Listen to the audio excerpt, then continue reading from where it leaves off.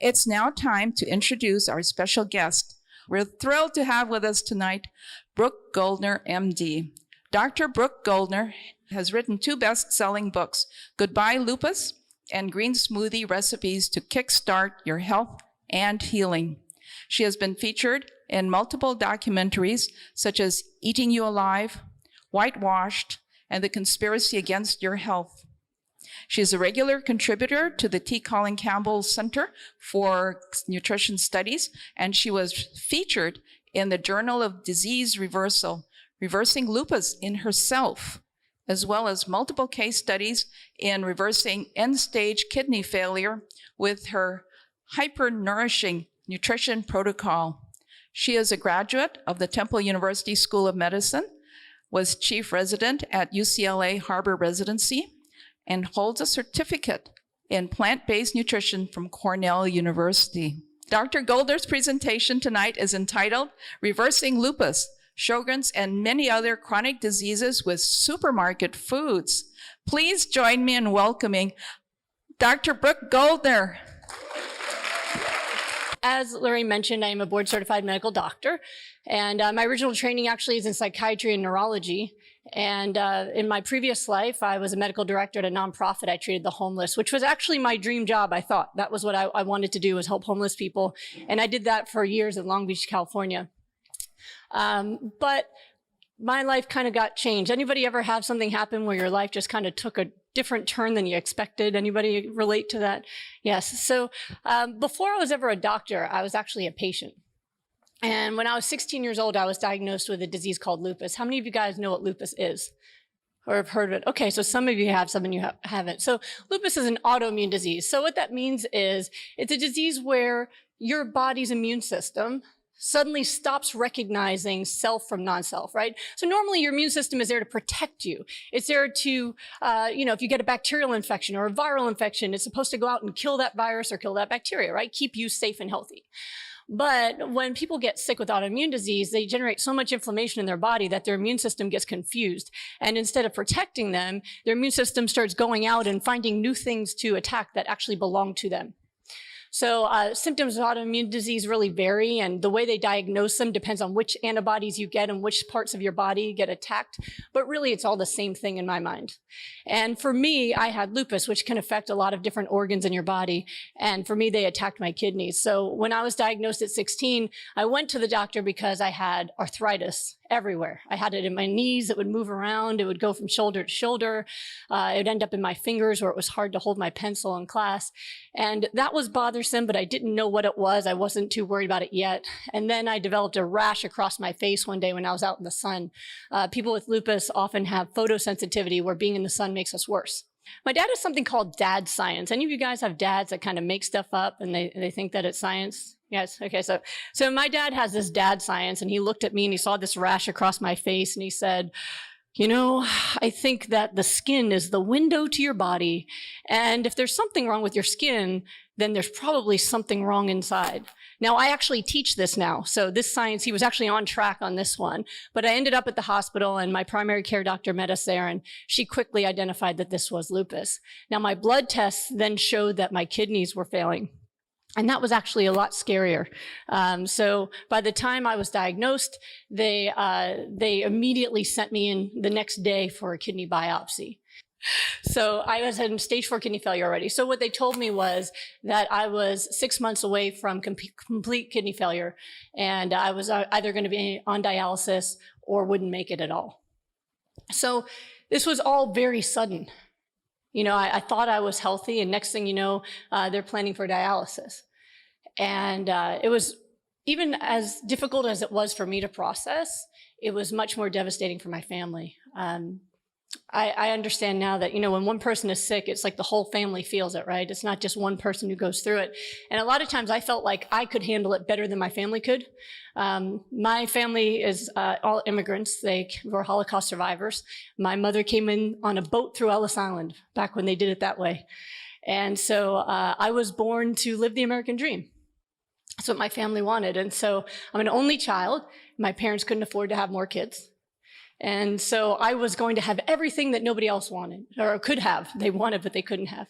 And here I was at 16 years old and devastatingly ill. And my grandfather had just died a couple of years before of cancer, and it was really too much. It was too much for everybody, you know. My mom was really strong. She used to always tell me, you know, she kept me focused, that this is something you have to deal with, but this isn't who you are. And you're going to finish high school and you're going to go to college and you're going to do all these things. So you better figure out how to study. Well, you know, because at the time, the only thing that they could figure out to treat me with was, you know, this was back in the early 90s. So they didn't have all the fancy medicines they have now. It was mostly steroids. And they knew with my level of lupus and the kidney failure, steroids wasn't going to be enough. So they were going to try something experimental at the time, which was to use chemotherapy to shut off my immune system. Now, what disease do you normally think of when you hear chemotherapy? Cancer, right. And so cancer is a poison that's supposed to kill off cells that are reproducing too quickly, which is what cancer is. But the side effect of chemotherapy is that it shuts off people's immune systems, which is why people with cancer often die of infections. So they thought, well, if your immune system is killing you, maybe if we shut it off on purpose, we can stop this illness. Like Control-Alt-Delete for folks who used to have old computers, right? Like whenever something's wrong with your phone or your computer, what do? You just shut it off, right? And then hopefully when it comes back on, it's like magic, everything's okay. So they thought maybe that will work for the human body because you didn't have lupus before. Maybe if we do this with the medicines and it doesn't kill you, maybe your immune system will work again. And so that was the plan. Now, they still use chemotherapy for lupus nephritis, which is what it's called, and with mixed results. You know, Selena Gomez, she has lupus, and she did the chemotherapy, and it didn't work, and she ended up with a transplant anyway. So they got me on the chemotherapy, but they didn't know how much to use because it was still experimental at the time. So they said, well, you know, nowadays people use it for a few weeks, maybe a couple months. But for me, they used it for 2 years straight. So I was one of the lucky early people to try it, because what happened was the chemotherapy would start and my lupus would get better because my immune system would shut off. And then they would stop the chemo and then my immune system would get right back to where it was and my kidneys would start failing again. So it took 2 years straight before it actually worked.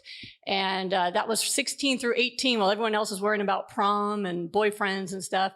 I'm trying to plan how to study for my AP biology test because I got chemo Friday, so the weekend's going to be shot. So I got to get my studying done early. And that's really what I did. I was already a nerd before I got sick. But at this point, it was the only thing that kept me going was, well, you know, if I just study and read my books, maybe one day I can do something important with my life for however much time I have.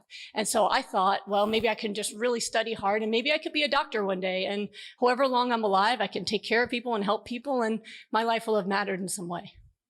So that was the plan. And my mom really was so key to helping me do that. You know, she was always there to say, hey, it could always be worse, although sometimes that got me annoyed. But she'd say, it could always be worse. You have so much going for you. You're going to get through this, you know, and she just never let me focus on my illness. But I could still hear her crying in her room at night. And my grandmother, I actually just lost her at 99. She lived a long life. But my grandmother, it's burned into my memory, seeing her on the kitchen floor, on her knees, just screaming and praying to God to take her and spare my life. So I'm going to give away the ending and let you know I made it. But, well, thank you. I'm so glad you guys are happy about that. I appreciate that. All right. But, you know, it was really tough. It was tough on all of us. But I made it through. And I always give this advice to folks who are struggling, whether it's with illness or with something else, financial stressors or relationship issues, to remember that your stressors and the things that you're struggling with, don't let those things define you. Don't let those things define your life. You were born with a gift. I think all of us are born with a gift we're meant to give, and you have to focus on your purpose and your passion and the relationships that matter to you and not on the struggle. Because if the struggle becomes your life, it's already over. And that's what worked for me. And the cool thing was, after 2 years, I did finally go into remission. So how many of you guys know what remission is? Is it a cure? No. So remission means your disease is currently not killing you. And I was all for it. I was there for that. That's good. So when I was in remission, I still had lupus. Every blood test I took showed I had lupus, but it was stable. and my kidneys were stable, and that was worthy. I mean, every time I had tests done, I still had protein in my urine, which showed that I had some kidney damage, but I was considered stable at the time. I was able to stop chemotherapy finally. And a week after my last chemotherapy was my first day of college. I actually, in spite of all of the things I'd been through and all the medications I took, I was able to graduate in the top 10 of my class. I got a scholarship to Carnegie Mellon, and I was really, really excited to be a normal kid just going to school instead of going to school and doing chemo. That was really nice. And so that's what I did. And I actually managed to stay in remission in college because I listened to my doctors, which it's rare. I was taught, my family taught me to always do whatever your doctor says. I have yet to meet patients that were taught the same thing that I was taught. But, they told me, take your medicine, avoid stress, avoid sunlight, and get enough sleep. I was in Pittsburgh, Pennsylvania, so sunlight wasn't an issue. I don't know if you guys have ever been there. There's no sunlight there. And I did. I made sure I got enough sleep. If I didn't get enough sleep, I'd wake up with my arthritis pain. I'd take my pills for that. I'd be okay. But I managed to stay stable through all of college, which was really exciting. I really wanted to stay healthy. And then it was the first time I didn't listen to my doctors because they told me, always make sure you get enough sleep and always avoid stress. And so I decided to go to medical school. So that is not the best way to follow that advice. And actually, I did get sick again in medical school. I was just determined, though. I just felt in my heart that that's what I wanted to do. And so I went to medical school. And at the time, we didn't have all the laws that protect med students now with hours. So now you're not allowed to work med students longer than 80 hours a week. But that wasn't in place when I was a student. So at one point, I realized I was working about 100 hours a week. And I was just so exhausted all the time. And I started getting weird symptoms. It wasn't the symptoms I had before. They were new ones. But I had these little red dots in all my fingernails. And I started getting double vision, like the entire world splitting in half double vision, where I could see it side by side. And whenever it happened, I just have to hold on to the wall and wait for the world to come back together again. And maybe it would take 30 seconds or so, maybe a little longer. I'd just stand there kind of dizzy, and then it would come back together. And I'd go on with my day, a little bit disturbed by that. So I went and told one of my attendings at the time. So when you're a medical student, you have doctors that are in charge of you, and they're called attendings. So I went to my attending and I said, listen, I think something's really wrong with me because I have these dots in my nails. I'm getting double vision. I have lupus. Something's wrong. And she said, you're probably fine. Med students always think they have everything. And now this is true. I mean, I had a roommate in medical school, and she was convinced for months that she had an inflamed prostate. And I was like, no, I don't think that's it. So, but it is true. I mean, med students are notorious for whatever chapter they're on, they think they have that. I was the opposite. Every chapter I was in, I'm like, nope, I don't want that either. No, that, you can keep that, because at the end of every chapter it said people more likely to have this disease are, and then lupus was always there. And I'm like, no, I'm not doing that one either. So I didn't want that.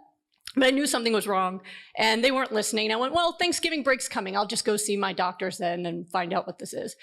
And I didn't make it to Thanksgiving break. A few days later, I was in the family practice clinic, and I was just giving flu shots and stuff all day and doing stuff like that. And I was charting at one point, and I remember I was sitting at the chart, and I suddenly just felt really disconnected. It's hard to describe. I felt like I was kind of dreaming, and I remember sitting there trying to figure out if I was awake or dreaming. I couldn't figure it out. And I was trying to figure out, did I give all those shots today, or did I dream that I gave the shots? Maybe I'm home right now. And I remember looking at the resident, and he looked at me, and I couldn't talk. Like I wanted to say something and ask him, and I couldn't say anything. And I heard this kind of buzzing in my ears, and I don't know what happened after that, because the next memory I have, I was waking up and I was on the chart. I was sleeping on the chart, and the whole room was empty. The clinic was empty. And so obviously the doctors saw a med student passed out on a chart and didn't think anything of it because we worked 100-hour weeks. So they probably just thought I was sleeping. But I remember I woke up and I was still confused.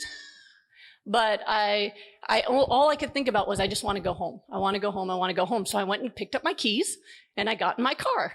And I had this Jeep, because it's Pittsburgh, so you have to be able to drive with all the snow. And I start the car, and I don't know how to get home. I'm trying to think about it, and I don't know how to get home. So I remember driving really slowly, like 5 miles an hour, stopping at every intersection to see if anything looked familiar. And I actually worked only a couple miles from the clinic. So I kind of think my cerebellum took me home. You know how sometimes you end up somewhere and you don't know how you got there because you were busy talking or doing something and you're like, oh, I'm here. So there's an unconscious part of you that remembers things. And I think that's how I got home. And I parked up on the curb and I went and passed out in my apartment. And I felt better after about 10, 12 hours of sleep, but obviously wasn't okay. And so I went to my doctors.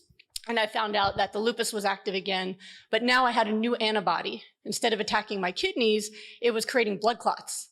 So I was actually sending blood clots into my brain, and that's why I was getting double vision, and I had something called a mini stroke or a transient ischemic attack, where you have a clot that goes through your brain, but then it dissolves again. It doesn't stay and turn into a major stroke. So they're considered temporary. And they told me that there was no permanent damage. I still think that I was smarter before and funnier now, but they insist there wasn't permanent damage done. But, this was terrifying because for me, I had already made peace with the fact that I wasn't going to live a very long life. I just met somebody yesterday at the beach. I was watching the sunset, and a guy told me his cousin just died of lupus in her 50s. So I knew I wasn't going to live a long life, especially now that I was a med student. And I knew that I could never have children. Because that would kill me either with the kidney failure or now with blood clots. I mean, being pregnant is a stroke risk in itself. So they told me I could never have children. So all these things are going through my mind. But for me, even with knowing those things, not having kids, not living long, my brain was the one thing I always counted on. Because I figured even if I was in a wheelchair, I could still practice medicine. I could still function because my brain was what I had. I was funny, I was smart, I could keep those things. But if I have a stroke, I could lose everything I ever thought I had. So I was really upset, and I cried for about 2 weeks straight, just really mourning it. And I think it's important to mourn when things go wrong. You don't want to just suppress it and put it away. And I mourned it. And then I finally got back to that place where I always live in my heart, which is a place of gratitude. That, you know what, I can't choose the things that happen to me. But one, I'm still not dead. So lupus didn't get me yet. Right? Well, that's what I was thinking. Yeah, I was not dead. Not dead is good, right? Two, there was a medicine that could help me. So they told me I'd have to inject myself in the belly every day for the rest of my life to make sure that my blood stayed thin and I wouldn't have clots. But don't fall down and hit your head because you'll bleed into your brain. But at least I had that medicine. And, I could keep going. I could keep going. And I thought, I had just gotten my first choice of residency out in California. I was leaving to go towards the sunshine. I decided I was done with winter and I wanted to, you guys can relate, right? So I wanted to go somewhere where I could see sunlight again. And how many people get to live their dream? My dream was to become a doctor and I was only months away from it and I was going to achieve my dream. And so I just felt so lucky again. And I learned that from my grandmother. My grandmother is a Holocaust survivor and her whole life she would always tell me I'm a lucky girl. She was a lucky, and she meant it because she had family, and she had love in her life, and she never stayed in the past. She always stayed in the present with what she had. And so I just felt like a lucky girl again. And I decided to embrace that. And I just took my shots and I kept going. And my grandmother was so scared that she wouldn't get to see me grow old, but she actually got to see me graduate medical school. So this is my grandma. She always looked really good for her age. You can see I still had lupus. I had the big cheeks from the steroids. Steroids give you these big fat chipmunk cheeks. There's my mom and my other grandmother. And yes, my dad's 6'7". As everyone asked me that. So it was really exciting. I was living my life and I was so happy. And then something happened that felt like the luckiest thing still to this day that's ever happened to me. I fell madly in love. Anybody ever been in love before? So this is Thomas Tadlock, and gosh, we've been together 15 years now. But he is the most amazing human I've ever met. And we fell in love really, really fast. I mean, it was about a month later where he was talking to me about getting married. Now, I would love to marry this man, but I hadn't really talked to him about the lupus yet. And it wasn't because I was hiding it. It was just, you don't meet a gorgeous man and start with the lupus story. We talked about music and dancing and stuff like that. But I didn't know that this was going somewhere where I had to bring that stuff up. I never like to focus on my illness. I like to focus on everything else. So at this point, I had to tell him, though, because he's talking about committing his life to me. So I had to tell him, listen, I have this disease. I'm sick right now with it. I take a lot of medicine. And I'm not going to live a long life. In fact, as I get older, I'm going to become disabled and you're going to have to take care of me. I can never have your children. And I understand if you want to back out and maybe at 28 years old, choose somebody else that you can have a long life with. And he just looked at me, tears in his eyes, and he said, I'd rather have a short life with you than a lifetime with anybody else. So I said, oh my God, let's get married. So we decided to get married in Maui, because why not get married in Hawaii, somewhere beautiful? And we're really excited about it. And we just wanted to invite our best friends and our parents and my grandmothers and his sister. That's it. Just the people who would cry, he said. And so now I had to think about a wedding dress, right? Now, I was currently an intern at the hospital, and I was on the perfect diet to be overweight and sick. It's called hospital food. Have you ever had that? Yeah. So I was able to exercise less than I used to. I'm eating horrible hospital food. I'm gaining weight. And, it's no big deal because the white coat goes all the way down and it hides everything, So that was fine. But going to Maui, there was going to be photographs. I was going to be in my bathing suit. I was going to be in my wedding dress. I wanted to look good. And so I asked my husband if he would train me. Now, my husband is a celebrity trainer. At the time, he was training people on MTV to give them a six-pack in 4 weeks because they've been partying too hard and they had a beer belly. And they would take him from Pittsburgh and fly him into Manhattan to go in and help train people for MTV. So I'm like, well, I'm in LA now. But I didn't look like an LA girl yet. So I was like, can you help me out? And he said, okay, so this is what we did. So he went to Carnegie Mellon as well for science, computer science, and then switched into getting his master's degree in physical health and training. And he was really mad when he was getting his master's degree and they kept telling him different diets work for different people. And he's like, no, that doesn't make sense. Because in computer science, when you put a program in, every time you enter a program, you get the same answer. And he's like, and cells are just like computers. Every human has the same kind of cells, so every program should run the same way. And so he applied his computer science education to the human body, and he figured out a way to create a fast metabolism in everybody. So if you have a fast metabolism, you can lose fat faster, you can gain muscle faster. So I asked him to apply that to me. Now, the only difference he made in my diet was that at the time he was telling people to do really high amounts of raw vegetables, no problem. Really high amounts of omega-3s, no problem. High water intake, I can do that. And then free-range meat for protein. I'd been a vegetarian since I was 12 because I loved animals. I was a cheese and egg and processed fooditarian since I was 12. So he said, okay, fine, you got to get rid of all the saturated fat or you'll never lose all that weight. So no more of that eggs and dairy. And I guess we'll just use tofu instead of meat, but he'd never trained a vegetarian before. So here's what I look like before. That's not Thomas, but he's fine with it. He's a friend of mine that I made in LA. But that's what I looked like before. I wasn't, super overweight, but I was about a size 11. And still sick. And I followed what he told me to do for 3.5 months. And the cool thing was I went from a size 11 to a size 3 in that time. That's the day before we got married at Twin Falls in Maui. You guys know that, the flat spot? He looked good too, I know. He was, yeah. I didn't say, he's a hot nerd. I didn't mention that, yeah. So, but even better than that was I felt the best I'd ever felt my whole life. I no longer had arthritis. I didn't have the migraine headaches. I didn't have any rashes. I had so much energy, I could work a whole night, a 30-hour shift at the hospital, and then go to the gym afterwards. That's not normal for people who don't have lupus. So I felt so good. And then I went to the doctor, and I had a new rheumatologist out in California because I'd been trained in Pennsylvania. And I went to the rheumatologist, and he ran some lab work for me, and he said, there must have been a mistake in the labs because these labs are not positive for lupus or negative for lupus. And I saw your chart and you obviously have it. So he goes, I don't know what's wrong. You just go to your wedding, come back and we'll retest everything and I said, okay. So I went to the wedding, I came back, retested everything, and it's still negative for lupus. And now my blood count antibodies are gone too. And then, by the way, my high cholesterol was now normal. I was told in my 20s my cholesterol was high because of genetics, not because I ate so much cheese. Magically, my cholesterol is better too. And nobody could figure out what happened because the only thing I changed was my diet. And I just graduated medical school, so I knew that diet had nothing to do with health. So we couldn't figure out what it could be. So I just kind of went on that way and I just enjoyed feeling good. And I finished my residency and let me see, I'll show you. So that's our wedding out in Maui. And it was just a beautiful day. I mean, we both cried through the whole thing and it was really, really beautiful. So I'm healthy now for 4 years after the wedding, and I get this crazy idea in my head.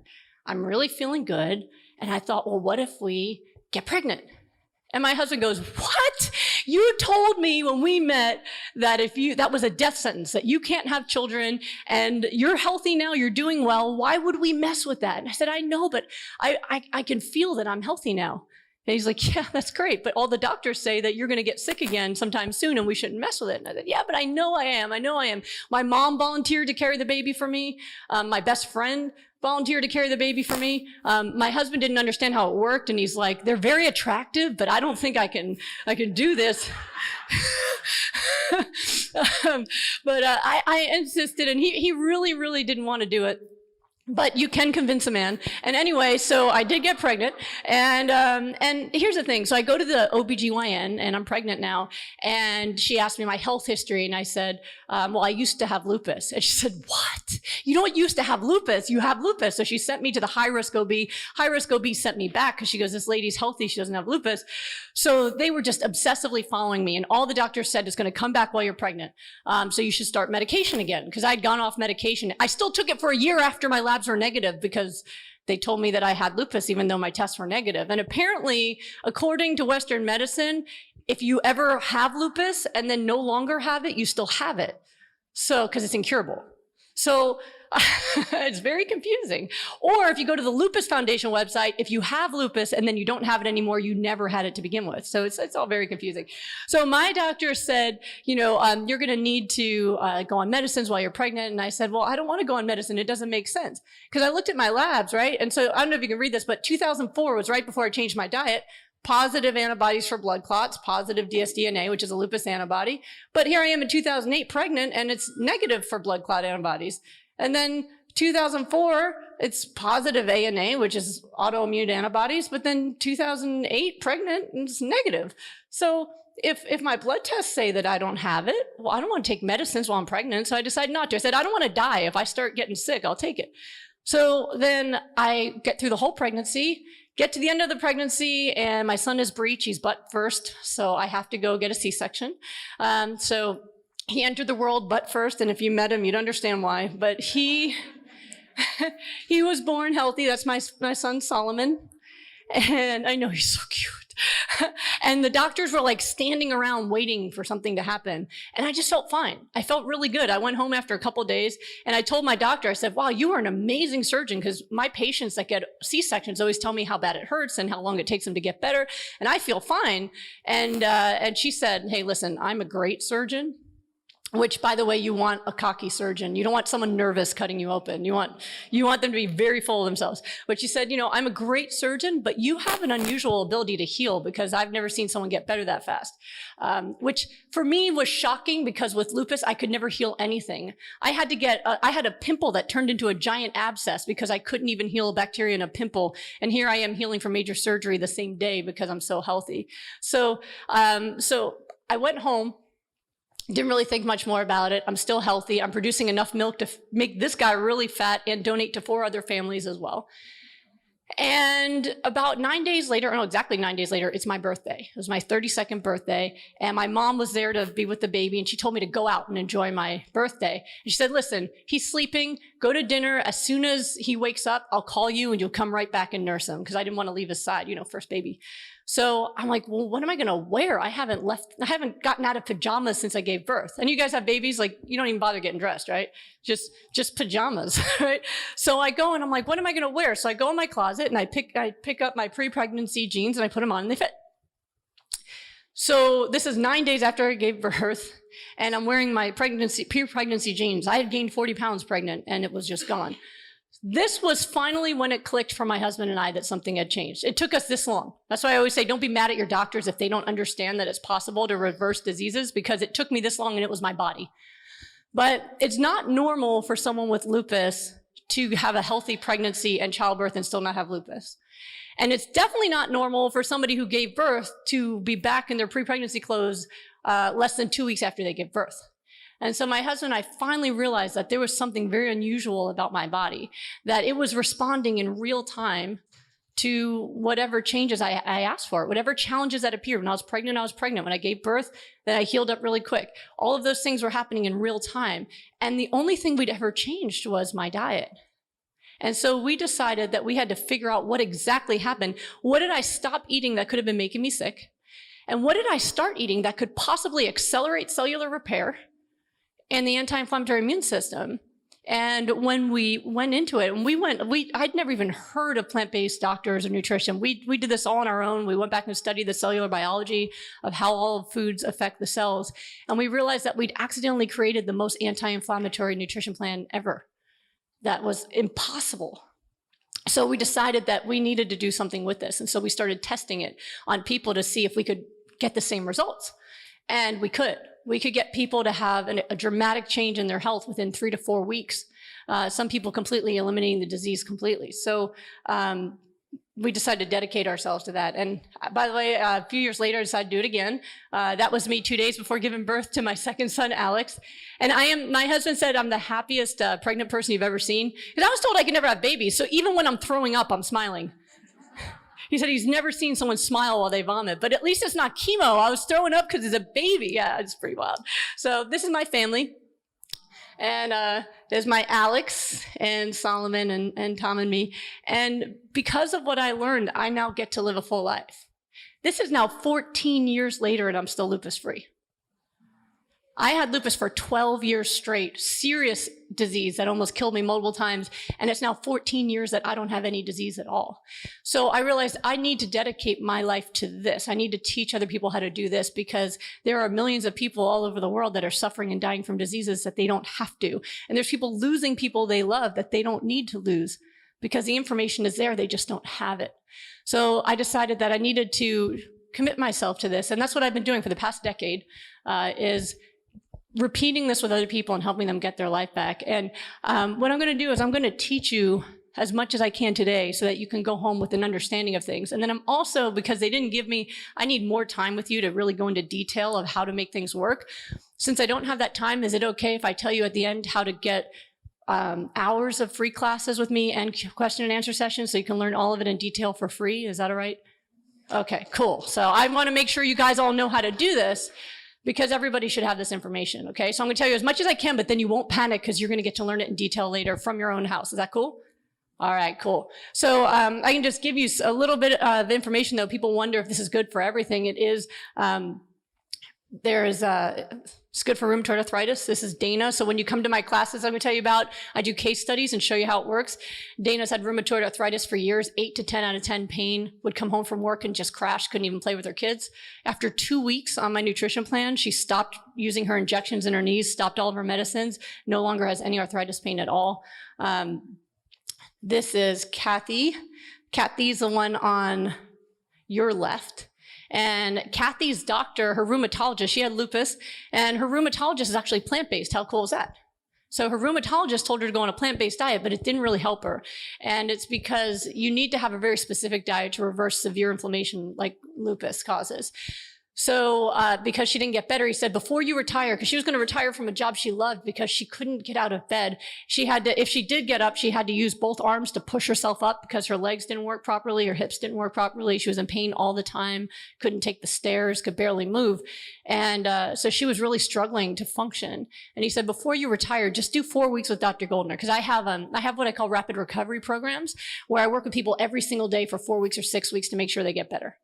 I figured out that if I help someone every day and I hold their hand, I'm a mother, so I'm a Jewish mother from New York. So every single day, what did you eat? How did you sleep? Are you stressed? Did you meditate? What are you doing? So every single day I hold their hands, and what happens is they get better really quickly. So she did 4 weeks with me, and by 2 weeks, she changed her own tire. By the end of 4 weeks, she had no pain at all, was able to go up and down stairs. And this was her longtime partner was going to take care of her when she was disabled. And because she was better, they decided to get married, and they sent me this picture of them on their honeymoon hiking the Grand Canyon together. And for me, this is why I do this work. I don't believe being a doctor is just about treating symptoms. It's about helping people live their lives and give their gifts. And so I always ask people, what do you want most? And that's what we aim for as the result. And she's really, really happy. She's still doing really well all these years later. She saw me probably about 6 years ago. This is Danielle. She had lupus and Sjogren's in her 20s. If she tried to go out into the sunlight, she lived in Florida, she'd pass out just from that walk. Neuropathies up her arms, no energy at all. And after 2 weeks of neuropathies were gone. By the end of the month, her aches and pains were gone. She actually has been lupus free now for a couple of years. She has her own Instagram where she promotes plant-based diets. And she just got married as well. She wants to live my story. She wants to have kids and move on forward and inspire other people to do the same. This is David. You'll learn more about him. David had lupus, scleroderma, and Sjogren's. A lot of times autoimmune disease just travel in packs because, again, once your immune system's not working, it can make any antibody against anything in your body. And this was the best medications could do right here. And this poor guy, he had a single mom. He lived home. He wanted to work. Nobody would hire him because he would go to job interviews and he said they wouldn't even look at his face. So he sat home and ate out of the 7-Eleven next door and was lonely and had no quality of life at all. And he wanted to work. He wanted to do things with his life. And his hands, which I don't show him here, but I show him in the case studies, they were like claws and they were broken open and infected all the way to the bones. And so the doctors told him the only thing we can do is amputate your fingers because the medications weren't reaching his fingers. Within 2 months, this is what he looks like now off all medication after chewing my nutrition plan. And he has no symptoms at all. He's been off medicines for 2 years now. He got a job a couple months later after he did this, and he now works helping the poor out in California. And he's continuing the work that I couldn't keep doing, working with homeless and young adults. And he just texted me that he just proposed to his girlfriend. So here's another guy. And on top of that, you know, they were going to take his fingers. His fingers completely healed, and he creates beautiful artwork that's showcased in galleries all over LA. So when you talk about people not being able to live their gift, he almost lost everything, and now he has a full life. And his mother, Glenda, carries my book, Goodbye Lupus, in her purse with his before and after pictures. Just anyone she meets, she like takes it out and like educates them about it. So it works for all different kinds of autoimmune disease. Emily, she had Sjogren's so bad that her scalp was so itchy. She spent $5,000 in supplements trying to fix it. 2 weeks later, she was supposed to do 4 weeks with me. After 2 weeks, she stopped answering the phone.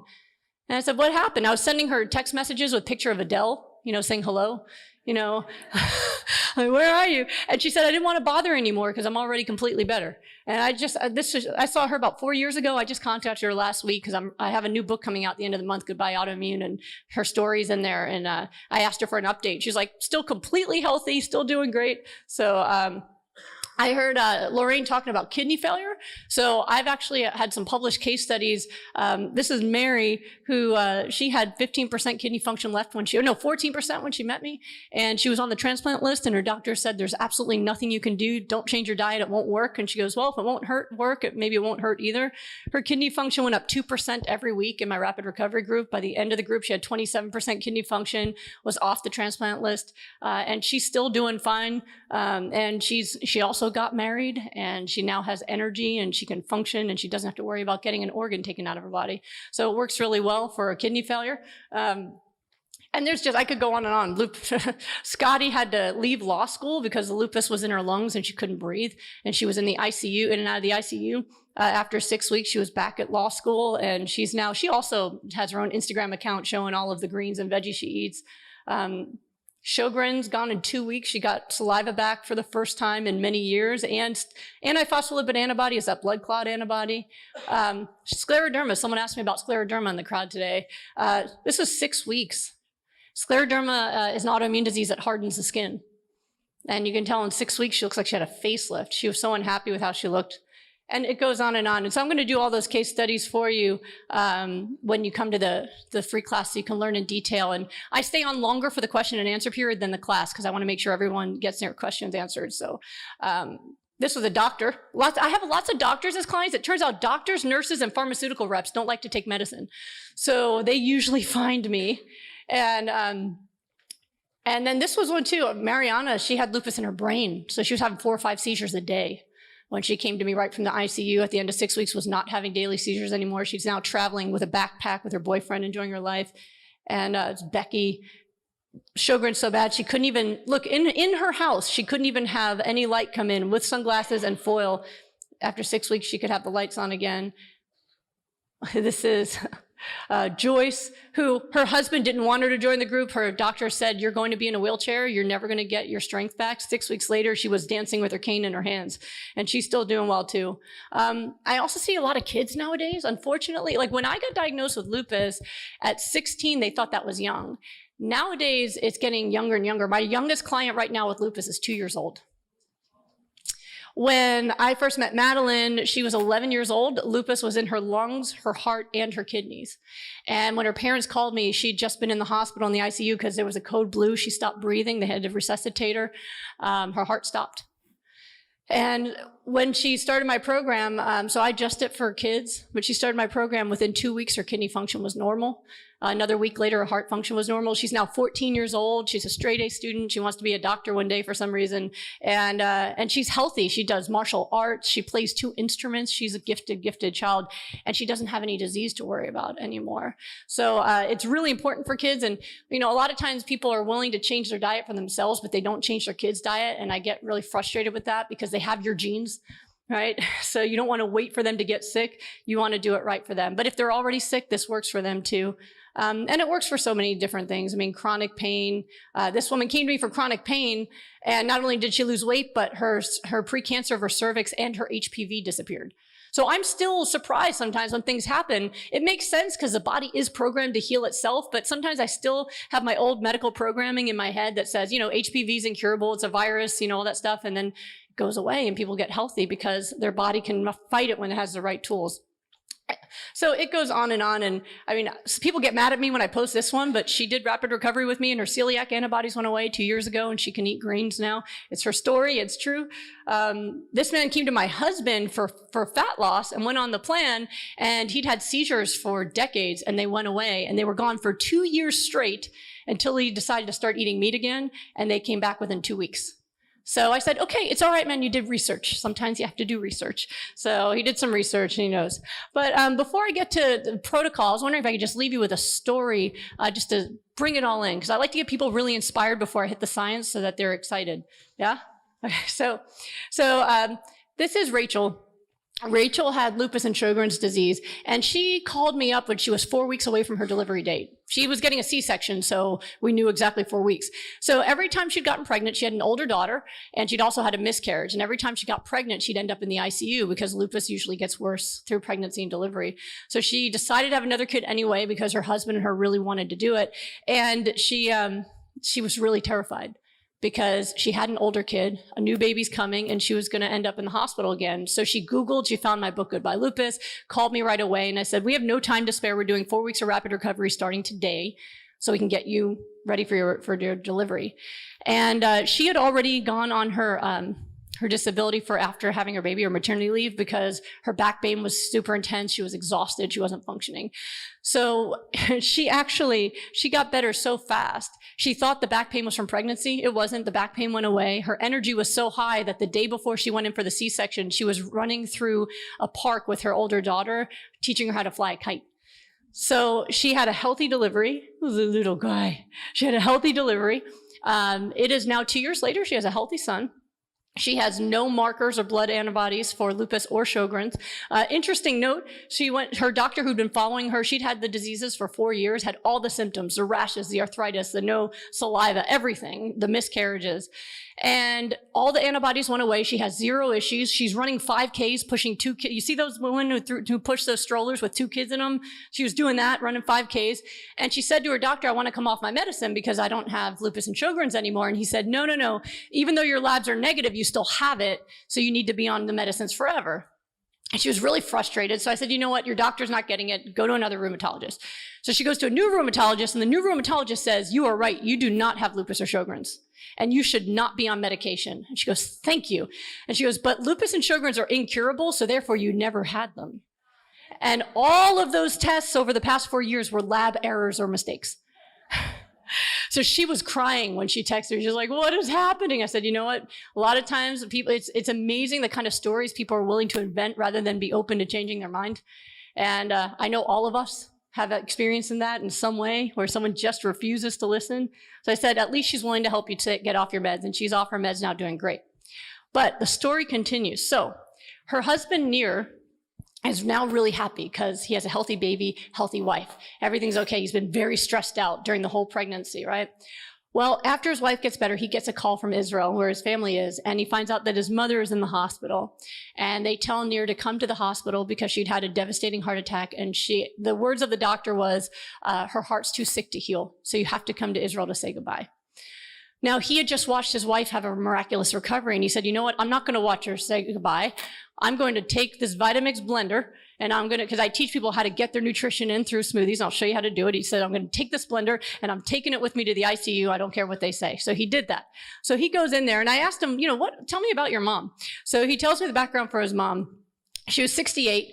She'd had type 2 diabetes since she was 38, and even on insulin, blood sugar is 200 to 300, very high cholesterol, even on cholesterol meds. First heart attack was at 41. So she started really early with that. She'd had 25 heart attacks. Yeah, 25 heart attacks, 3 bypass surgeries, and 10 stents. So her heart had been sick for a really long time. She had been diagnosed with heart failure 2 years before, so her heart was already failing. She was on the way out. And her last heart attack, which is in 2017, that's when they said, you have to come say goodbye. She's not coming back from this. So he goes with his Vitamix and makes her smoothies every day. She was discharged home 5 days later. She walked out of the hospital. Now, a year later, she's off her cholesterol meds. They've minimized her insulin. She has normal blood sugars, no more chest pain at all. She's lost over 20 pounds, and this is how she looks. This was her. She just flew into Florida for the holidays, and you can see, she's not the same person anymore. So she's doing great now. She no longer has any kind of heart issues at all. Now, Nir should be relieved, right? His mom's okay. His wife's okay. But the stress gets to him. He gives me a call, and he says, Dr. G, I've got diabetes now. I said, how do you have diabetes? Your wife should be making you the food. And I healed her, so I know she knows what to eat. And he goes, well, when I'm working at school, he's a teacher, at lunchtime, we go out to eat, and maybe I don't always eat plant-based, or maybe I eat some junk food. And we talked for a while, and he ended up crying, and I talked to him. He was carrying so much stress. Sometimes something stressful is over, but you're still carrying it. And I told him, it's okay, Nir, you can let it go. Your wife's okay, and your mom's okay. And if you don't take care of yourself, you're going to be the one that's in trouble. And so I got him to start exercising and to start eating healthy, and he got better really quickly. I give all of my clients my cell phone number. Doctors think I'm nuts, but I give all my clients my cell phone number. So he was letting me know 3 weeks later he was feeling really good. His blood sugar was already down to the 130s. He had already lowered his medication. He'd already lost 78 pounds. And the fatty liver he'd had for 15 years, gone in 1 month. Normal liver enzymes. That happens all the time. I see people with high liver enzymes from meds or, non-alcoholic fatty liver disease. Usually within 3 weeks, it's gone. And 6 weeks later, he's not diabetic. His HbA1c is 4.8. So that's him 6 weeks later. And here's the thing, the reason why I tell this story. So these are beautiful kids. Now, these 2 children here, they have the genes for lupus, and Sjogren's, and fatty liver, and diabetes, and heart attacks, and heart failure. But these kids are not going to get sick because their parents are going to feed them in a different way that does not trigger their genes for illness. Because we all have genes for illness. Well, that's just too bad. Whatever our parents or grandparents have, we have those genes, but we don't need to trigger them, right? Because you're not born with diabetes, you're not born with fatty liver, you're not born with lupus. You trigger it by creating inflammation from the foods you eat. But if you feed a kid a really nourishing plant-based diet from the beginning, they'll never get those diseases. So when we do this, the diseases get to stop here, and we create a new history for our families. And I've been learning over the years that when I was in medical school, we learned that every generation outlives a generation before, but now it's not the case. The kids that are young right now are not expected to outlive their parents for the first time in history because they are sicker than ever. But we have the power to change that. So if you leave with one thing today, do this not just for yourself, but we got to do this for them because they deserve better, and we need to take responsibility. And we have a bunch of little kids running around that are addicted to salty, fatty foods. They're eating nuggets and macaroni and cheese instead of eating fruits and vegetables. And it's because we've created addicts. And we have to let them detox, and they're going to be mad, and they're going to be in a bad mood. But if you let them detox, they'll eventually come to their senses again. They're going to eat well, and you're going to save their lives. You're going to save them from suffering. So I hope you do it for them. So because of all this work that I've been doing, I've gotten a little bit of attention. I didn't expect it. I actually just thought I was going to treat the homeless and, die young, and that was kind of my life plan. But, back in 2015, I wrote my book, Goodbye Lupus, and that was my first book. And I wrote it because whenever I would give a talk or I would talk to my patients, they'd say, man, I wish you had a book so I could tell someone or hand it to them. So I wrote it. Now, nobody knew who the heck I was in 2015, but when I had it on pre-order on Amazon, it went bestseller, and I'd never told anyone I wrote it. Like, I just logged in because I was going to delay the publication date a little longer because I wasn't done yet. And Amazon doesn't let you change your publication date if someone's ordered it. And I looked and I saw a bestseller, and I'm like, what? Who found out about this book? So I realized that people really were searching Amazon for this information, and they really needed it. So that's kind of where people really started to learn about my story. And I've had 2 best-selling books. As I mentioned, they're going to be here. One of them's here, and one of them's coming Thursday. But they are still bestseller to this day. Goodbye Lupus has continued to be a bestseller since that day. And there's all these reviews of people who've just read the book and got rid of their diseases, which makes my heart so happy. And because of that attention, I've got, look at this, my son sold the cover here. He's just too cute. But I've been on the cover of Vegan Health and Fitness 3 times. Fit Over 40 was the most recent, which is really that's a cover that says you look good for your age. Next, I'm applying for AARP. That's going to be my next cover. So I just need a few more years to go. And I've been in Eating You Alive. How many of you guys saw Eating You Alive? If you haven't seen it, it's a great documentary, not just because I'm in it. It's actually, my mother even said, it's really good and not just because you're in it. So for a Jewish mother to say that, that's really meaningful. But it's a really good movie that shows stories of people healing from all different diseases, because the stories are what inspire us. And that's why it takes so much time to teach those. But what this means to me, and, being mainstream is cool. I like doing stuff mainstream. As cool as it is to be on vegan publications, being on mainstream is more exciting to me because I'm going to reach more people. Like next month, I'm going to be in Woman's World magazine. You know that magazine that's like in every supermarket in the checkout? They called me, and there's an article that's going to be done on me in the next issue, I believe. So that's really cool because those are folks I would normally reach. So what this means to me, I don't really care about the attention because, it was never something I planned for. But what I love is that the word is getting out there, and the more people who see me or hear me, the more lives that are going to be saved. So I'm really excited about it for that reason. And that's why anytime anyone ever invites me to come talk, I'm like, yes, let's do it. Because you never know that one person who needed to hear that message that's going to save their life. So that's really been exciting to me. So how many of you guys actually want to hear about the protocol and how it works? So I worked. All right, I got you. Okay. All right. So I like to make it really simple. So I do it in steps. I do 6 steps because I want it to be so simple that even doctors can understand it. So so the first 3 steps are all about not getting sicker, right? Because, like when my husband gives talks about rapid fat loss, he always says, okay, I'm going to teach you the secrets to rapid fat loss. And step number 1 is stop getting fatter. And everyone's like, what? And then, okay, it kind of makes sense, right? So step number 1 to healing is to stop getting sicker, right? So it means stop eating unhealthy foods. And what are unhealthy foods? I'm going to kind of run through these because I'm guessing it's a vegetarian society. You probably heard that meat's not good for you. You probably heard that dairy's not good for you, right? Absolutely the case. So dairy is even worse than meat, but they're both really, really bad for you. They really are inflammatory. And again, I'll go into detail in the free classes, but I want you to get the basics down, okay? Processed foods. They cause an immediate immune response. Your body doesn't know what those things are. So processed foods are like things that your grandmother wouldn't have ever eaten, something that has chemicals in it, something that doesn't go bad, doesn't mold, right? All of those things. So processed foods and oils. When you add oils to foods, you dramatically feed into your inflammation. I'm going to show you why this is, okay? Now, you've probably heard a lot of plant-based doctors talk about heart disease and other things, but what gets me really excited is the immune system. That is my favorite thing. So I talk about how things create inflammation. So I'm going to show you a scientific pathway right now, but I don't want anybody to get nervous or fall asleep because they're like, oh, yeah. Right? So I just want to show it to you so that you can understand how it works, but I don't want you guys to write down the pathway, okay? There's always someone who doesn't listen to me. I want you to just kind of take it in, okay? So this is the inflammatory pathway, all right? So arachidonic acid is an omega-6 fatty acid that is the precursor or the ingredient that creates our inflammatory immune system, right? Now you need an inflammatory immune system. Your inflammatory immune system is what gets activated, like if you get an infection. So if you get a bacterial infection or a viral infection, you get a fever, right? That's your inflammatory immune system turning on so it could kill the thing. So you do want an inflammatory immune system. The problem is when your inflammatory immune system is turned on all the time, breakfast, lunch, dinner, snacks all the time, then it actually takes over and starts creating damage, okay? So here's what happens is that the more arachidonic acid you eat, so it comes from oils and processed foods and all animal products, right?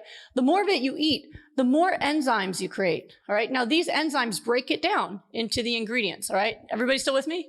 So the enzymes break arachidonic acid down into the parts of our inflammatory immune system here, okay? So leukotriene B4, thromboxane E2, prostaglandin E2. Again, you don't need to know that. But the more arachidonic acid you have, the more of these enzymes you create because you have to break it down. So you need more enzymes to break it down. And the more of these anti-inflammatory immune system that you have. Does that make sense so far? Okay, cool. Now the problem is that all of these things have jobs that they do that then go haywire if there's too many. So for example, 5-LOX is involved in cellular growth. Now we need cells to grow when you damage them, right? You bang your knee, you need to fix the cells, grow new cells. But if you have too much 5-LOX, you're gonna get more cancer growth because you're growing too many cells. And if you have too much 5-LOX, you're gonna have too much leukotriene. And this one here creates tons of inflammation, inflammatory bowel disease, asthma, atherosclerosis, heart attacks, chronic inflammation, destruction of healthy tissue, arthritis, edema, pain. There's more, but it ran out of room on the slide. So if you have any of this stuff or this stuff, you're eating too much of this stuff. Make sense? Cool. Now, COX-1 is involved with blood clots. It's important to have blood clots, right? If you cut yourself, if you don't make blood clots, you will bleed out. But if you have too much COX-1, what do you think happens? Heart attacks, strokes. Now, if you have COX-2 here, COX-2 is involved in vascular genesis, creating blood vessels. Again, if you get injured, you want to fix the blood vessel. But if you have too much COX-2, you're going to get more cancer growth because you're going to create more blood supply to cancer. And if you have too much prostaglandin E2, you're going to have more cancer, more irritable bowel disease, more chronic inflammation and pain. So again, if you have any of these things, it's because you're eating too much of these things. And by the way, I learned this pathway in medical school. What I didn't learn was where it came from. Well, they never taught us where arachidonic acid came from. They just taught us this pathway. And then right here, they taught me which medications to use to block the enzymes. So that's what I learned. Like, okay, Vioxx will stop COX-2 and aspirin stops COX-1, right? So that's what I learned. And none of us in my class of over 100 people ever thought to ask, well, where does it come from? And can we just shut it off that way? So if you, that's why your doctor doesn't talk to you about it. It's just because they don't know. They never thought to ask. They put so much information in your head in medical school, you don't know that anything's missing, right? How would you know that? Now, the other thing you want to do if you're trying to get better is to add healing foods. This, by the way, is what's missing from most plant-based diets when people get sick who are already plant-based. So let me ask you this. How many of you are already plant-based but still have some health issues that you haven't been able to get rid of? It's okay, guys. It's okay to be honest about it. I treat a lot of people now that are plant-based or vegan and have health issues because when they don't get better, they come to me because my understanding is on the cellular biology of how foods work in the body. And so I have vegan doctors and vegan celebrities who come to me when they get sick on the DL because they need to get better. And they're afraid that people will think, oh, plant-based isn't the key to getting better. That's not the case. I'll give you an example. Ellen Jaffe-Jones. How many of you guys know her? She lets me talk about it. So she's nope. So she is a famous vegan athlete. She has written tons of books. She wrote a book called Vegan for $4 a Day. It was a New York Times bestseller. And she used to be a chef for the McDougall program, teaching people how to cook plant-based food. So she's been plant-based for like decades. And just this past year, she got psoriasis. So she went to Dr. Khan, who out in Detroit, and he texted me, this is Ellen, fix her, which that's how New Yorkers and Northeast people talk. That's just like very to the point. And I said, okay, cool, I'll do that. So with her, she was not eating any animal products, And that's probably why it took her so long to get psoriasis, because she's in her 60s and she probably would have gotten it much younger. But she wasn't eating enough of the healing foods that allowed her body to repair itself. And so she eventually still got sick. What I can tell you, though, is 2 weeks later, after adding what I told her to, the psoriasis went away completely. All the plaques are gone. I just saw her at a conference. I saw her for the first time in person because I see everybody online now. That's all I do is I work online and see people from all over the world from my computer. And it was the first time I got to hug her. And she put my face into all of her slides and her talks. This is a lady who saved my life. But, so a lot of times when people are plant-based, they're missing this. And definitely when people are not plant-based, they're missing this. So the healing foods are super important. And that's where I want to focus our time. So the first thing you need to do, which most people don't do, plant-based or not, is eat raw vegetables. Now, the number one most commonly eaten vegetable in the US is ketchup. Yep. And that's followed by French fries. And raw vegetables, unheard of. So maybe a piece of lettuce on the burger. Maybe it's the kale that decorates the salad bar, right? So what I found is that raw vegetables specifically have a powerful potential to reverse illness quickly. They are, when it comes from the earth, the way it was created for us, or the way it was grown from the earth, it's intact. The vitamins, all the phytonutrients. When the first medications came from the rainforest, right? It turns out what we need to heal actually grows on the planet itself, was not created in the lab. So when it comes out, nature, it works really well. And I have people focus on, when I look at nutrient density, it means like how much good power is in the food. The most powerful foods you can eat are green leafy vegetables like spinach and kale and chard, and cruciferous vegetables, broccoli, cauliflower. And when people do programs with me, I start them out at about 8 cups a day of raw vegetables. And by the time they get rolling, it's like 10 to 12 cups a day. That's what I ate to get better, by the way, about 10 to 12 cups of raw vegetables a day. How many of you guys eat that much raw vegetables a day? Right. Okay. So exactly. So if you find that you are either not having good energy, you're overweight and can't seem to lose it, or you're having a lot of inflammation in your body and you're missing your raw vegetables, you should be looking at that. And I really recommend when people are sick, if you're healthy, try to add at least half your plate to come from that. If you're sick, 80% or more. All right. So most people, their salad's like this big, and then they're like meat or pastas the rest of the plate. I want you to reverse that, have a big salad and maybe just put a little bit of like beans or cooked vegetables or something with it. You'll find that you feel better than you could ever imagine. It's really powerful how good you feel. The next thing is water. Most people are walking around severely dehydrated. And when you're dehydrated, number one is you can't actually reverse the disease because all of the chemical pathways that are necessary for healing require water as an ingredient. So even if you imagine eating 10 cups of vegetables a day and still not getting better because you didn't drink enough water. That's a bummer, right? So you really want to get your water for that reason. Number two, being dehydrated is the number one cause of the most expensive, or I guess the most lucrative drug sales we have. So number one is the most common cause of headaches. When you're low in water, your body will pull water out of the cells up here and it causes your brain to tug on the sides of your head. So oftentimes you have a headache or migraine, just drinking a couple liters of water can clear it up. And it's also the number one cause of constipation. So you think about how much money is made in medications for constipation and headaches, right? Constipation is a big one, and it causes a lot of distress because there's a lot of people walking around really grumpy and mad because they can't poop. And it's affecting marriages, and it's affecting lives. Water is supposed to be absorbed in your large intestine. And so your poop's supposed to come out like a lazy river on a nice little watery trail, right? So the water's supposed to guide it out. And if you're not drinking enough water, it gets stuck. Like, you ever see one of those, like, those tubular slides they have at water parks, right? It's like if you were trying to go down one of those slides without any water in it, right? You'd just be like, oh, right? That's what's happening if you're not drinking enough water. So if you find that you are pushing and you can't get your poop out, you're probably dehydrated. And the most common symptom of dehydration is lack of thirst. So when someone says, I don't drink because I'm just not thirsty, then I know for sure they're dehydrated. Because when people get on my program and I get them drinking 96 to 128 ounces a day, they're thirsty all the time.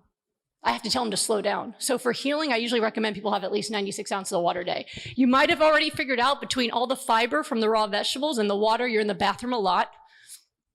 You're peeing and pooping as your next job. Can't fix that, guys. If you want to heal with food, it has to go in and it has to come out. So I haven't figured out a solution for that yet. I know I was in the bathroom a lot when I was healing, but it was worth it. I had the energy. It was all right. So, and the other thing that's missing from most diets and even plant-based diets is omega-3 fatty acids. I recommend people get them from flax and chia seeds. But how many of you guys have heard that, you should avoid all fats, eat super low fat diets? A lot of the plant-based docs will say that too. So unfortunately, omega-3s are kind of the baby that got thrown out with the bathwater when it comes to fats. So oils are bad for you. Saturated fats from animal products are bad for you. Omega-3s are essential, and I'm going to show you why really quick. So number one, they become a part of your cell membranes. So every cell in your body is filled with water. And then you have a phospholipid membrane around it that's made of fats. And that's to keep your cells waterproof, right? So you don't dissolve. You would be a puddle on the floor if you didn't have that. Now, omega-6 fats make your cells really rigid. So again, omega-6 comes from animal products and oils, right? Omega-3s make your cells really flexible so that when there's a signal that comes to your cell, it can receive it. It won't bounce off of it like it will if it's full of omega-6. And you can release toxins. So I'll show you here. So here's a healthy membrane with a lot of omega-3s. Nutrients go in and toxins come out. That's normal. But if you're omega-3 deprived, which most people are because you can't make omega-3s, you have to eat them, then you get a really tough membrane that nutrients can't get into. So you're eating 10 cups of vegetables a day and you can't even get any nutrients out of it. That's not going to work really well. And you're full of toxins. So it's also why people go through a detox period. Usually when they switch to my plan, they eat tons of omega-3s, they eat tons of nutrients, and all of a sudden they feel worse. It's not because the veggies are bad for them. It's because they're suddenly releasing all the toxins they've been carrying around. So it's kind of like the childbirth of getting healthy. You get worse and then it gets better afterwards. And another thing about omega-3s are really good for brain health. I'm not going to go into that too far here, but it does protect against dementia as well. And what really gets me excited is what it does for the immune system. So this is the source of your anti-inflammatory immune system. So if you think about what I told you, if you're eating tons of foods that give you inflammatory immune cells, right? So you're eating all the animal products and processed foods and oils, and you're making all this inflammation, and then you need omega-3s to get rid of it, but most people aren't eating any of them at all, which makes sense why everybody's sick, right? Because we're creating inflammation every day, but we can't get rid of it. So I'm going to show you another one of those little chemical pathways to show you how it works again. You guys aren't scared this time because it was okay last time. So flax and chia seeds, they create something called ALA. And when we go down the pathway, it creates EPA and DHEA. Have you guys heard that? That's the omega-3s people have usually heard of, right?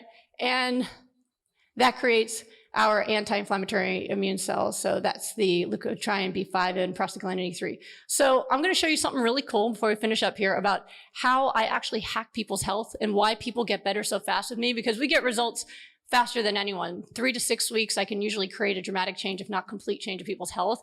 This is part of why, because I hack into the omega-3 pathway, okay? So you guys ready for this? It's so cool. Okay, I get excited. I don't know if you guys are excited, but I'm excited. So these are those two pathways side by side, but nobody's nervous anymore, right? So that's the omega-6 pathway. Remember this? This is the vegetable oils, and that creates the arachidonic acid that creates the inflammatory pathway, right? You guys remember that? Yeah.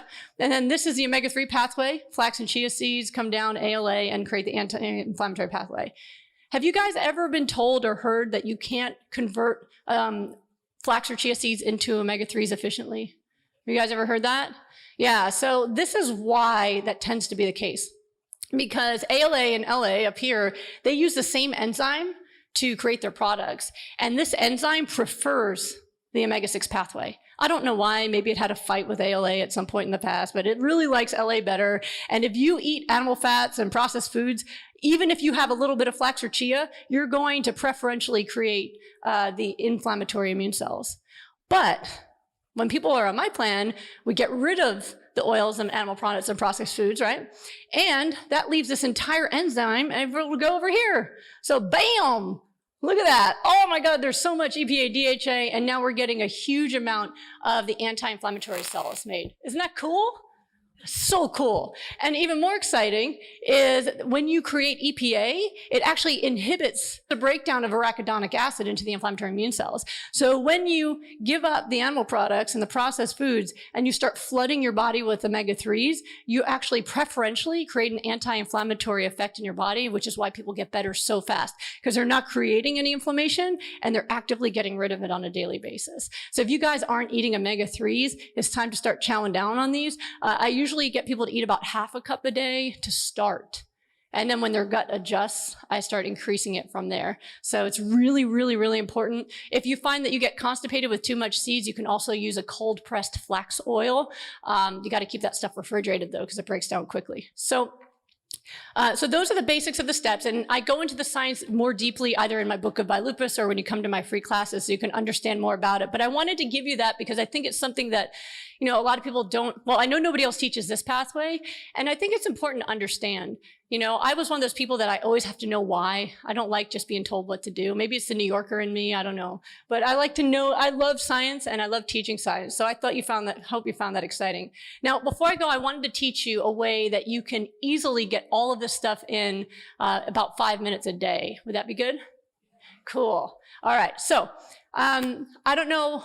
A lot of people tell me that they don't like to just sit and eat kale all day like I do. Is that?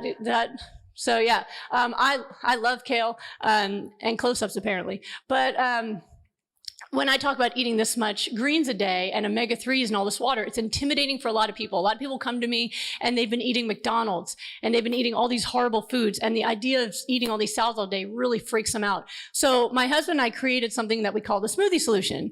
We figured out that if you put all the ingredients into a blender, preferably a high-speed blender like a Vitamix, you can get like 8 cups of greens in there, right? 75% greens, get that half a cup of flax or chia, and then put fruit in there, a couple cups of fruit, like pineapple and mangoes and bananas and things, and water. You can usually get about 40 ounces of water in there and blend it and put a straw in it. And you can literally sip that all day and you're going to get in all the nutrients you need for the entire day through a straw. Isn't that cool? And most people are willing to do that. They don't want to sit and eat salad, but they will sit and sip. And there are some docs that have never used these who are like, oh, I don't think smoothies are good, but they've never tested it. I've been using smoothies for a decade now. They work really well and people are healthy now because of them. So I want you guys to have free recipes. Do you guys like free recipes? Cool. Take a screenshot of this because this is where you can get them. SmoothieShred.com is a website my husband created because he wanted to start giving away as much information as possible for free to the public. Recipes, videos, we do Q&As, everything we can to help people because we think that this information should be free to everybody. Everybody should be able to get their health back, and it shouldn't be information that holds you back. I always say that you need to take back your life, and he always says you got to save your wife. So make sure you get a screenshot of that. And then if you go to Smoothie Shred, you'll see you can get recipes, look at all these smoothie recipes, all these videos we make every day. And then we also give you an invitation if you want to join our free Facebook community where we announce all our free classes and we do Q&As and we just, you don't even have to be vegan to join the Facebook group. You just have to agree to start eating your vegetables. So we are very welcome and we help people. It's the entry drug. It's like the gateway drug to becoming vegan is you start doing the smoothies all day and you feel so good that you can't wait to have more vegetables. It really works. And there's people in there that are just losing weight and they're reversing their diseases all by just being a part of the free group. The other thing I said I would tell you how to do is to learn this stuff in detail. So if you've enjoyed me for an hour, imagine spending 5 with me. So I teach these free classes online. They're 3 separate classes, so I don't wear you out. And every class I go into detail about how it works and why. And the third class is actually 2 hours of case studies showing you person after person exactly what they did and how they got better so that people can get inspired and excited to see how this works. So my next classes are coming up on the 22nd and they're online and they're 100% free. I'm just teaching my heart out and I get messages from people all the time saying that they reverse their diseases just coming to the classes. So if you go to goodbyelupus.com, you'll see this banner. You can't miss it. It's this big. And you click the click here thing, see that? And you'll be able to register for those. And then I'll see you there. You can go, hey, I saw you in Honolulu, and we'll say hi to each other. So SmoothieShred.com is again where you can join our family.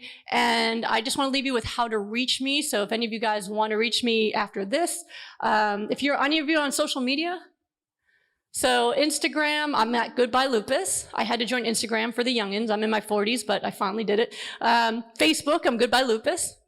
What do you think I am on Twitter? No, I'm at Vegan Medical Doc. Okay. YouTube, I put videos out every day to inspire people and encourage people. I do videos of me coaching people if they give me permission, which they all do, so that anything I can do to just help people, I'm constantly putting stuff out there for them. These are my websites, goodbyelupus.com and Smoothie Shred. And that's my email. That's my personal email. And that's my personal number at the office. It's an electronic phone system. So you can send text messages and you'll actually hear from me faster if you do. It takes me a long time to go through voicemails, but I text pretty quickly. So just take a screenshot of this page so that you have a way to reach me if you need to. I love hearing from people and I love helping people. So I hope I inspired you. I hope I taught you something. And I'll be sticking around here to answer your questions too. So thank you guys so much. All right, so the question is about the difference between vegetables that are labeled organic and I guess ones that are just the regular kind. All right, so organic vegetables, there's a certain things that they have to abide by in order to be considered organic. So one is they have to have soil that's a better quality soil. So you get more nutrients because the soil is better quality. And number two is that they haven't used any kind of chemicals or pesticides on it. So whenever I get broccoli and I find a little worm in it, I'm like, that's organic, baby, you know, because if a worm couldn't live on it, I don't want to eat it. But what I have found, though, is that you don't have to buy organic in order for it to work. When I recovered my health, I was an intern. I couldn't even, I had a $35,000 a year I was getting for being an intern, and my rent was $1,100 a month for my studio in LA. So I couldn't afford that, and I just bought whatever produce I could, and I still reversed my disease. So the benefits you get from the vegetables outweigh potential danger from pesticides and things, but it's still better if you can to buy organic or to buy certain ones organic. Like if you look online, the daily, there's ones that, now I just lost, I'm getting Gregor's Daily Dozen in my head, but there's the Clean 15 and the Dirty Dozen. There it is. So if you Google online, you can find which vegetables and fruits are more likely to contain high pesticides and which aren't. So I always buy my greens organic, but like bananas, you know, if there's not organic ones around, they don't usually have high pesticide content. So you're asking if what makes my diet unique, is it just the omega-3s? So it is the focus on, one, raw produce. Usually when people go plant-based, they eat lots of cooked vegetables, but they're not getting the raw vegetables in. Number two is the omega-3 content. And three is the focus on water. Nobody ever talks about how essential water is for disease recovery. So that's why I focused on those things today. Yeah. And so if you're already healthy, just add what you're missing. If you just add that blender a day, you're going to find that you have tons of energy, magnificent bowel movements. You're not going to have a lot of aches and pains at all. You're going to find that you get younger because it makes your skin glow. So it just gives you a lot of benefits if you're healthy. And if you're unhealthy, you're going to start feeling a lot better. Sure. So the question is about, there's a lot of popularity with the Mediterranean diet. And so people go, oh, people who eat Mediterranean diet tend to be healthier than Americans. Maybe it's because they eat all that olive oil. Let's just drink olive oil. No, really, there's people who do that. So what they found is, and there's been a lot of recent studies looking at it, is that people who live in the Mediterranean tend to eat tons of fresh fruits and vegetables. They tend to eat much less meat. They might just be a little piece of their plate instead of the majority of their plate. And so the olive oil doesn't really affect them as negatively. Also, olive oil itself is not inflammatory.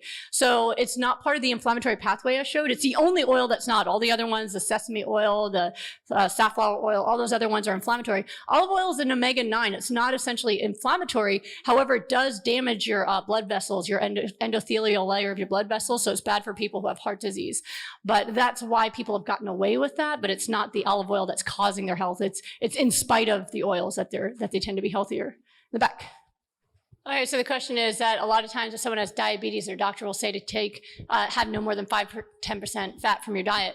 Now, if you have type 2 diabetes or even type 1 diabetes, you really need to make sure you stay away from animal products, because what they found is the cause of type 2 diabetes, the insulin resistance, comes from the saturated fat coating your muscle cells and blocking your insulin receptors. So what they find is when you get rid of animal fat, the insulin receptors are exposed and blood sugar comes down really quickly because now insulin can bind and your blood sugar goes down. So that is definitely true.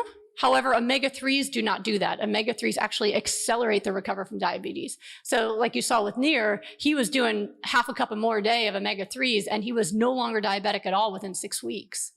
So that the omega-3 fatty acids do not behave like other fats. You know, I've heard some people missay, oh, the fat you eat is the fat you wear. It's not true.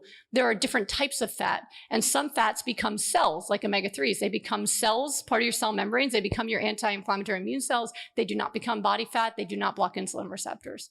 Thank you again. Mahalo to all of you for coming, and have a safe return home. Good night, everyone.